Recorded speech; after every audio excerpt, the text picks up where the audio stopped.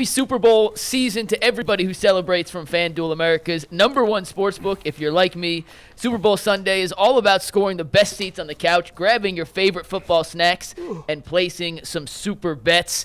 And the best place to do that is FanDuel. They have so many different ways to help you end the season with the W or 2 or 3 or maybe 4 like Mr. Flacco did for the Cleveland Browns to end the season. Not only can you bet on who will win Super Bowl 58, but FanDuel also has bets for who will score touchdowns, how many points will be scored, and so much more. And right now, new customers get $200 in bonus bets if your first bet of $5 or more wins. So make sure you visit FanDuel.com/UCSS to sign up. That's FanDuel.com/UCSS. Make every moment more with FanDuel, an official sportsbook partner of the NFL. And with that, for the first time ever, I'm no longer the coolest person from New Jersey on the show because that honor goes to Joe Flacco. How you doing, Joe? Hey, Joe. Doing well, fellas. How you guys doing? Good. Hey, Joe, what a season. It wasn't even a season. It's back third of the season. I'm wondering, what was your highlight? What was the moment that you will remember most from that crazy run? The Thursday night game in Cleveland was a pretty cool night, just in general. I mean, to clinch a playoff berth and have it be under the lights in Cleveland, the atmosphere was pretty special that night. So I think we'll remember that one for a long time. By the way, Joe was on my podcast, of course, last week, and I really appreciate it, Joe. It was my most watched podcast besides a couple of the immediate game recaps ever. Yeah. So I appreciate you helping me with that, Joe, and Joe was great. But one thing I forgot to ask you, Joe, in the 30 minutes I kept you was, apparently with all your career highlights, I forgot one important thing. I was told by my friend Tyvis Powell over here that he spent 2 months with you on the Denver Broncos. He was on the practice squad in November, December of 19, and he said he influenced your career more than any player in the history of the sport. Is that true? Tell him, Joe. Tell him, Joe. There you go. Oh my God! Look at that guy. How do we get this? We had to dig deep in the archives. No, we didn't. No, we didn't. He had this clip saved. He had this clip saved on the iPad. Oh my goodness. I'm trying to think. By November, December, I don't even think I was really playing at that point. I think I hurt my neck at somewhere around that time, and I probably wasn't playing much after that. You know, Joe, you missed out. That's funny. This was the best. I think that's true. That's not me. I don't think. No. Yeah. You've been rebutted. Like I said, I don't think I was going at this point. That is not correct. Joe Flacco. No, yeah, that's not Joe. That's definitely, you can tell it's not me.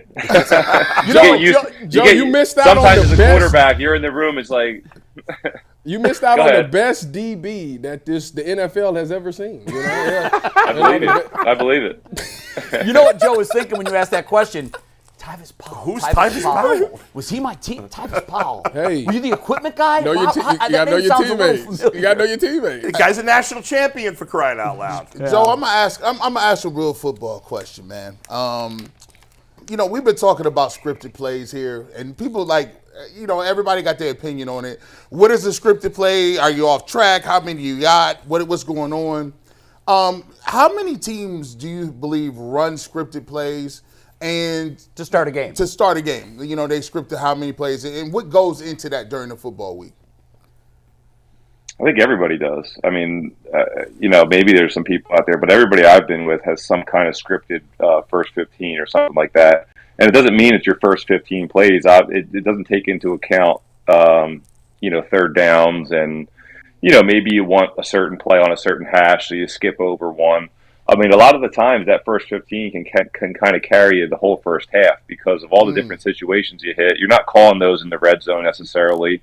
So, you might hit 3 or 4 on the first drive, and then you come back on the second drive, hit 3 more. So it's just kind of it's just another part of the call sheet that kind of helps everybody prepare for, what we expect to happen in certain situations and what we can expect to have up next. And it also gives the play caller that reference to say, hey, let me get back on track here. So as much as it's scripted, it's really just kind of this, it's another part of the play sheet that helps the play caller and helps the players kind of anticipate what's coming next. Joe, you got there a little bit late, so you missed, training camp and all of those things. And the culture was pretty set. I played in a lot of NFL teams, and I've been in a lot of locker rooms, and they talk about culture. But with this Browns team, can you explain the culture that Kevin Stefanski has? Because obviously it was a bunch of magical things that was able to happen over there that is unexplainable. So how do you explain it? Right, it's tough because I think every locker room you're in is somewhat unique. Is definitely unique, but it's also special. Like every single locker room has great people in it and guys that you really, really enjoy being around.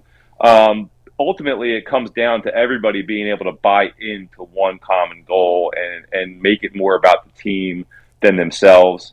Because we all have like these personal aspirations that we want to go out there and accomplish. All these goals we want to accomplish during the season.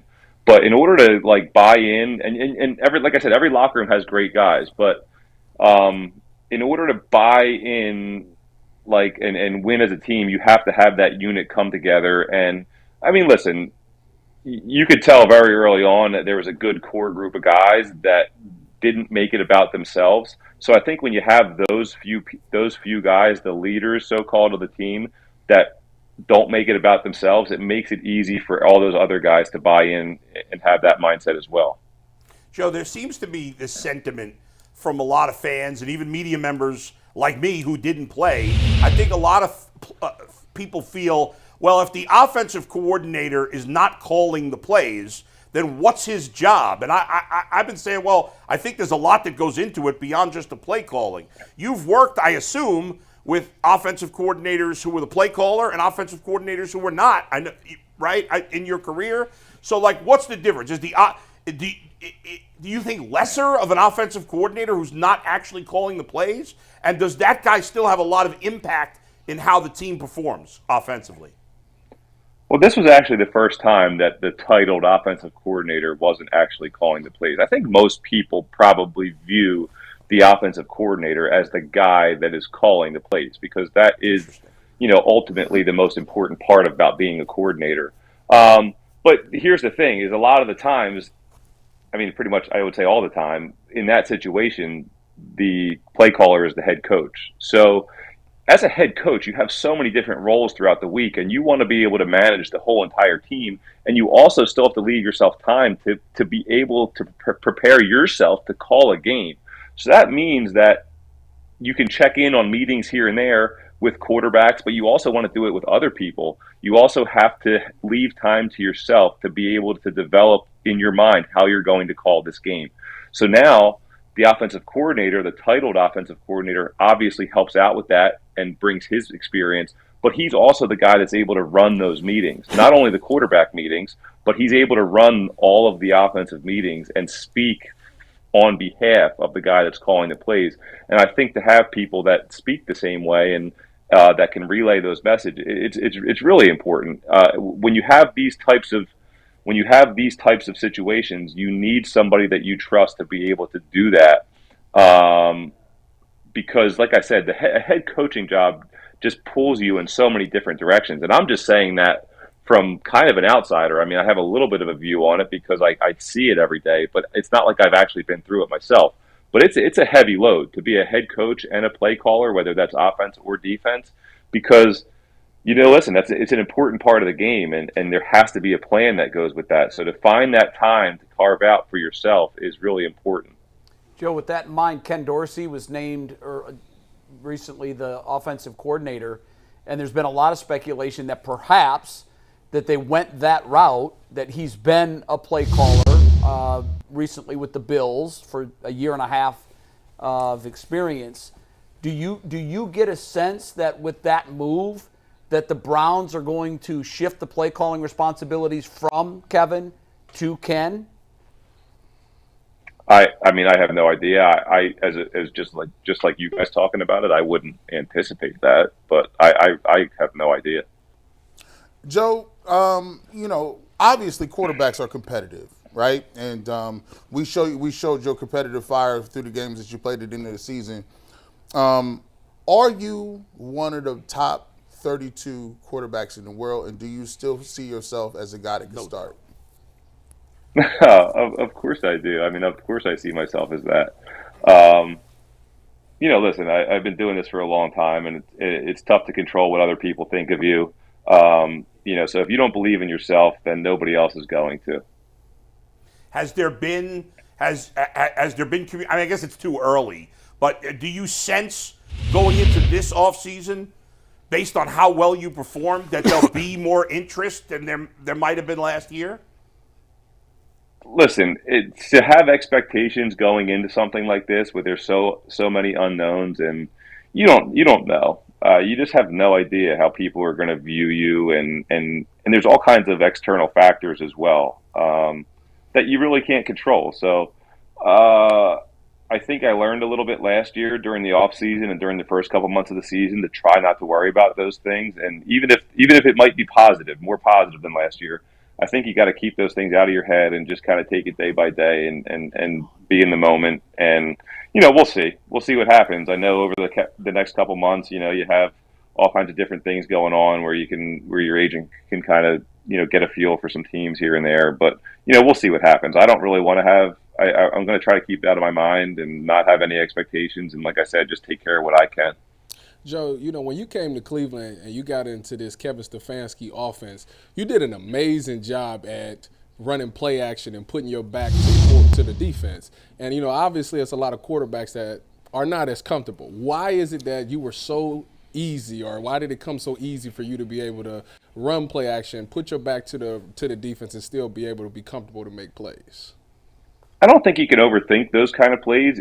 You as a quarterback, you have to look at it as a positive, because it's like a breather play. You literally get to turn your back and turn your brain off for 1 second.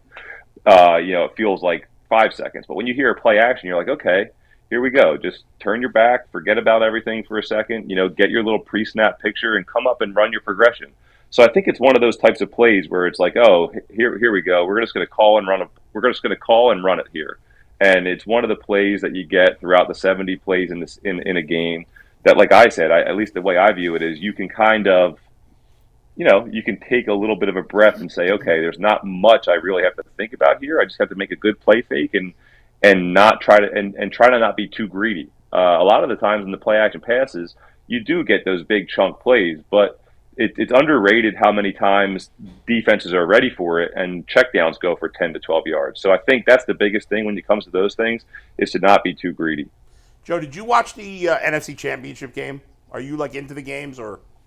You know what? I did not. I actually drove down to Baltimore and met some people for dinner that were in town for that game. So I only followed it. I followed it with them, like on the ESPN app. To be honest with you, okay. Kind of, So but I did not get a chance to watch it. But I got the gist of the game.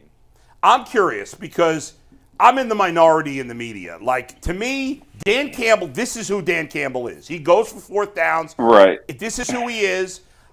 I defended it by saying, like, if I were a player, I'd want to play for a guy like that who's aggressive. Now, the second one, we're at 27-24, maybe he should have kicked that one. I understood certainly why he tried to go for a first down on 24-10. But again, if I were a player, I'd want my coach, because that shows confidence in the offense, shows confidence in the defense, that you could stop him if you don't get it. What do you think as a former player who's been around? Did he lose his mind, or do you buy what he did?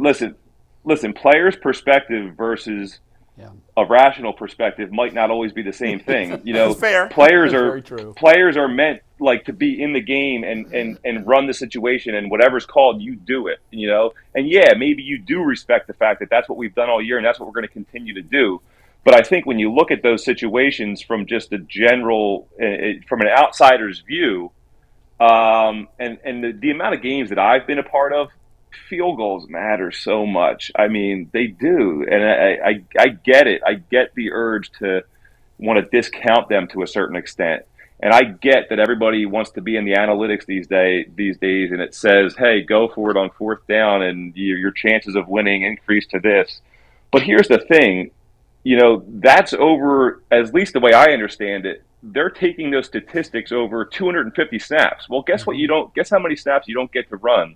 You don't get to run 250 fourth down snaps and play the odds because you're going to say, hey, we're going to convert 65% of these, and we're not going to convert 35. Well, you get to do 2 of them in a game, So you might be the 2 that don't get it, and the way it sways the game is huge. The other part of it is hey, like, we're the Cleveland Browns. We just ran the ball on 4th and short 10 straight times, and now all of a sudden we have a play action set up. Like, or, hey, all the teams that converted 65%, those teams were 12-4 teams, and they converted them versus 3-14 teams. Like, and those are the teams that are the going analytics.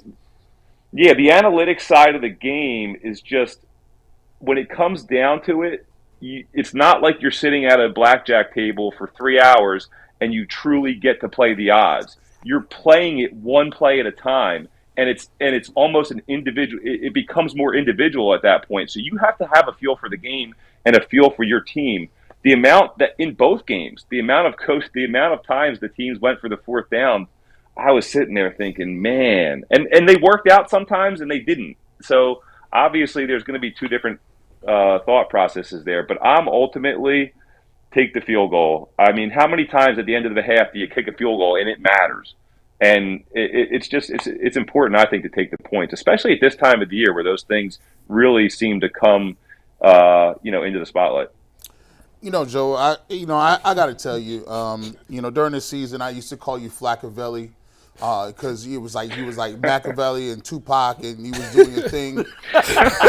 First time Joe's heard that. First Flaccavelli, man. I love it. Yeah, and I just gotta say, I'm sitting up here close and watching you right now. Does your wife know that your beard game is that crazy? Like, does she know? Does she know? Does she really know? Because I've prayed to God. Like, I've asked him, and he just flat out said no. I got beaver fur. It don't even grow in at all.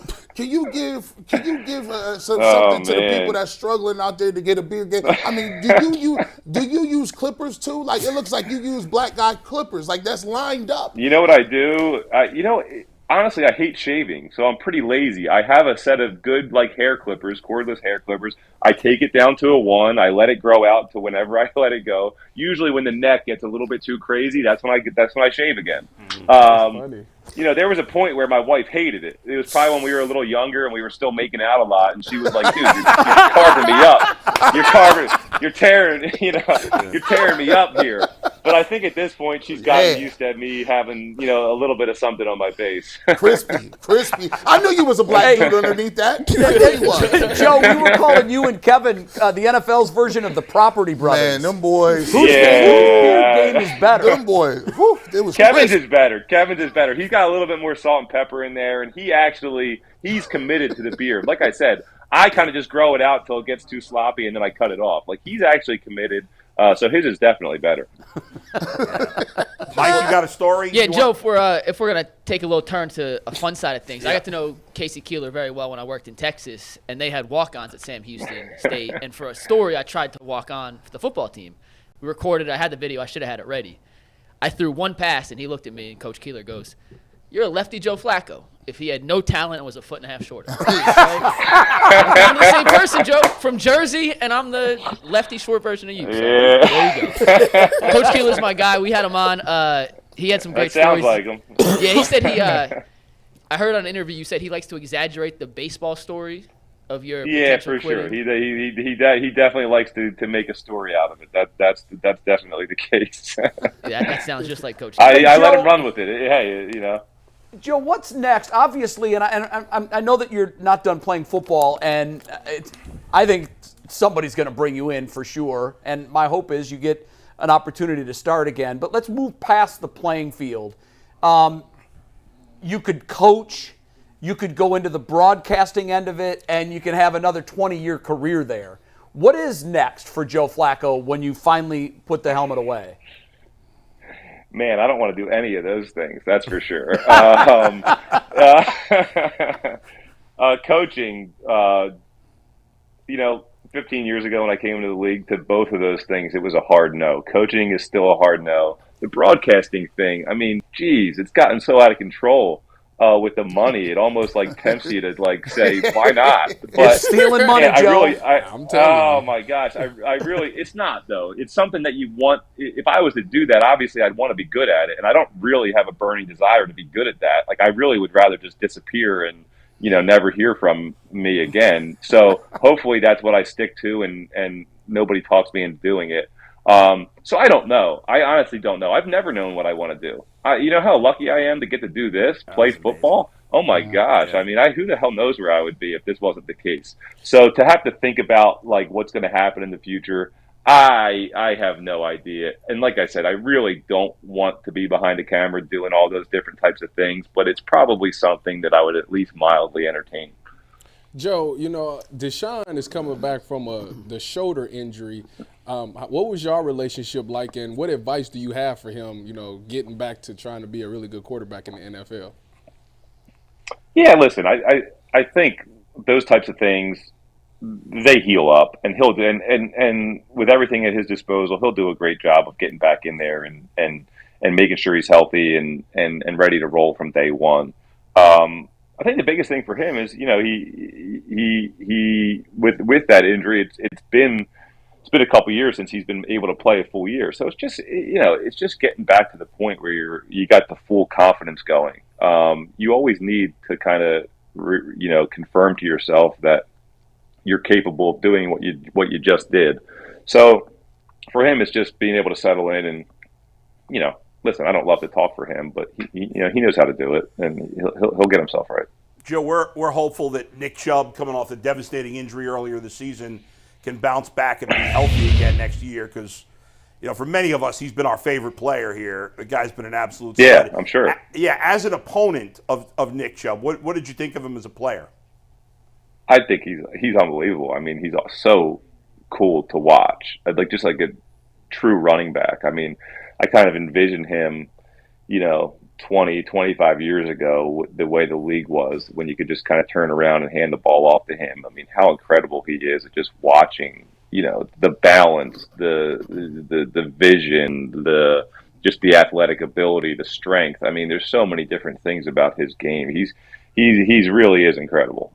He's a really good running back. And I think, in today's game, it's everybody just makes such a big deal about the quarterback, but like the guys that are so fun to watch are the receivers and the running backs. They're just so fun to watch. I mean, I remember turning on like NFL films, like Walter Payton highlights or Barry Sanders highlights and Jerry Rice, and that's what football is. I mean, besides the offensive defensive line, it's those guys, like just winning one-on-ones and just, Jim Brown, like those things are much more fun to watch. Like that's football. So he kind of brings you back to that. It's a lot of fun to watch a really good running back go. Joe, I'm not going to lie. When you were here with the Ravens and you used to walk in here silently and beat the brakes off of us, we had to deal with you and Roethlisberger, and it wasn't nice. But you come full circle. And now you got a cult in Cleveland. You literally, it's you and Baker Mayfield. Y'all got cults. You can't say nothing about Joe Flacco. No, you can't say anything. How crazy was it to hear them like chanting your name and them being a division rival with the Ravens? How crazy was that? The fans support you. They love you to death. How did that feel, man? I think in those moments you forget about the fact that you were a rival and coming in here as an opponent all those years. I think you can imagine. Obviously, that stuff feels good. I mean, when it feels good to play well and win football games, and when you have that added little thing on top where for some reason people are relating to you and really you can tell that they genuinely enjoy the fact that I was there. It just you can, like I said, you can imagine. When people like you, or you feel like people embrace you, then it makes you feel pretty good, and it makes you want to do right by them. So it was pretty amazing. And like I said, I think you don't really think about the opponent part of it in all those years. You just kind of put yourself in that moment. It's hard to, in those types of situations, it's hard not to be in the moment. It's a little bit surreal, but it's damn cool. Joe, last question. Obviously, I think for all of us, we feel like you should still be a starter in the league. But if it ends up being a backup role this year, are you comfortable in that situation with the Browns or anybody else? Listen, like I think I've talked about it with people before. Like I'd have to probably, one backup job may be different than another backup job. One starting job, whatever it may be. I think each and every situation or opportunity that comes my way, whether that's one or three, I'm going to have to assess for what it is. Right. So yeah, I mean, there's obviously spots where I'm going to be comfortable taking that role to some extent, but you do have to, obviously I do want to play some games. Right. I feel like I can do that, but listen, I've also think that I've done a good job where I've been and I haven't played games. I think I've shown that I can be the guy that helps the guy out and helps a team out and helps a locker room out and does all those things. And when I'm called on, I can go do that, but it's not like I'm going to go in and be a problem, even though what my mindset is. So yeah, I think each and every situation is its own unique one, and there's probably certain situations where I'd feel comfortable doing that. At the same time, there was a positive this year about not being anywhere. Obviously, the way it worked out was pretty cool. So. Awesome. Thanks, Well, Joe, we really That was appreciate awesome. it. Thank you to your agent, Joe Linda, for helping us set this up. And just so you know, we're not making up the Flaccavelli thing. This was something we made on Yeah. This was previous to the No, Rams that's awesome. game and your first start. I like Steve, the sound take of it it. full. Yeah, I like the sound. Flaccavelli rewinds time. There we go. Joe, we appreciate it. Thank you so much. Thanks, Joe. All right, guys. Yeah, thanks for the memories, All right, buddy. we'll see ya. Thanks for the memories. Yeah, appreciate it. Joe He's Flacco. awesome. See you guys. Yeah, no, he's first-rate guy. Yeah. Comes through, just the way he handles himself. Yeah. And I don't think he's done. I don't. I saw enough highlight moments in big moments in games to tell myself that this guy can play in the. To your question, yeah, he's one of the top 32 in the world. Oh, no, listen, Flacco ain't, listen, I'll cut through it. He couldn't say it, I'll say it for you. Flaccavelli still think he can start, bro. He ain't playing no games. He trying to go start I think for he somebody. can, too. He's Sounds in like a he wants to tricky be a starter. spot that a lot of older quarterbacks are. Is he one of the 32 best quarterbacks in the league? Yeah. But the problem is he's close enough to the bottom of that 32 that teams would rather go with a young guy. If I'm Carolina, I'm bringing him in tomorrow. Here's what his role is going to be: a starting quarterback who's a bridge to the future. Yeah, but they're not going to go backwards and not start the guy. I'm just saying, Yeah. I saw enough out of Bryce Young to know that he is not ready. Now, there are some guys that are ready, and you wouldn't want to bring him in because I think he could stunt someone's growth. However, I mean, and I would give up on Bryce Young. He's 5'10". But maybe there's a team that drafts a quarterback this year that thinks he needs a mentor. He needs to learn how to be a pro, like Baker did. I'm about to say the Commanders. The Commanders. The Commanders are another team. Like, we don't know. But again, Hal played for a whole season and had moments. Maybe it's a guy who's not currently in the NFL, who's going to be drafted highly by a team to be the future, and they're going to immediately say, I'm going to sign Professor Flaccavelli. Patriots are a And possibility. Patriots are But he another also one. said, my sense is the Browns are not going to be high on his list because if Watson's healthy, he's not going to play. Right. Now, Watson's been hurt a lot. And but coming back from his injury is that we don't have a test case. Right, but he talked about the fact that not all backup jobs are created equal. Right. If he gets an opportunity, he's probably going to choose a backup job where he's more likely to play because there's not a clear starting. And it would be quarterback. crazy not to. Could he The come back to clock's Denver? ticking. Who's the quarterback in there? Oh, they're moving on from Russ. Yeah. He could go back. It all depends. There will be teams next year that get ready to go into the season with a guy that they love for the future, but they're afraid of what's going to happen in the short term. Joe is the perfect tutor to come in and show him how to carry yourself and be a professional. Well, Yeah, I'm but gonna how tell- you I'm gonna tell you one but thing. he may be content to just wait till there's a starting job, whether that's middle of the season like this year. it worked out for him last I'm year. gonna say one Yeah. thing. Joe, if you go back to Denver, you tell them that the only way you will come back is if if they bring Tyvis you back Powell too. come with you. We are a package deal. Let's go back and do They some gonna be like, things. you talking about what's the Y'all seen the tape? Y'all gonna I was see- out of my break before the quarterback had the They ball gonna, out. they gonna be like, Tyvis Powell, yeah, we put you in a media game. Yeah. Get No, no, no, no, no, no, no, no, no, no. questions real quick. No, I still got it. See you? I mean, it was like watching ants on that thing. I don't know. Yeah, I didn't know what See that ya. was. I'm pretty sure it was a tape from Bedford High School. Y'all are sick. You know that? Y'all need help. We do need help. Yeah. All right, where we going, Mike? Well, here's the play from Tyvis again. This is full screen, so maybe you can see it. He out of the break before anything. Oh, that boy is. He caught the ball. Wait, he caught the ball and went for I a touchdown. can't hit the man in practice. We don't even have pads on.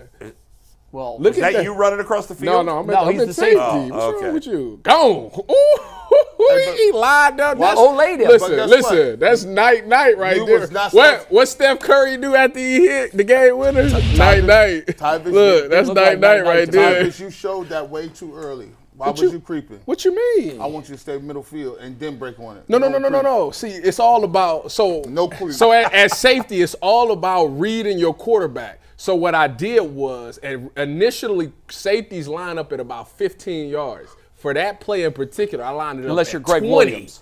You know why I lined it up at 20? Because Peppers told you to. No, I lined it up at Greg 20. Williams got his Listen, no, ears this is right. serious.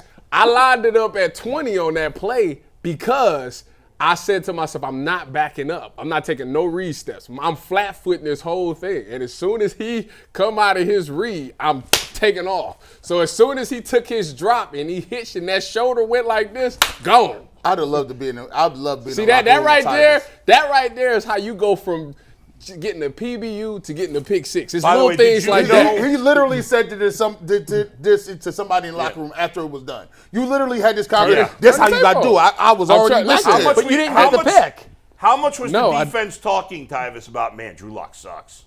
Well, that wasn't Drew. No, they actually. So this is the thing. Back when, so wasn't Drew Lock? Joe got injured, Yeah. and Drew Lock ended up getting hurt at some point Yeah. of that year. So, So when who's that? when I got there, it was Brandon Allen was the starting. Oh, quarterback. he's even worse Oh, than Drew wow. Lock. So you And read they- his shoulders. and they So beat the Browns, by the way. That's so right. They did. They Browns did. beat that guy Yeah, with they off did. the Allen. Yeah, so That was his only Brandon good game. One Allen. of our many highlights. I was sitting there at this time.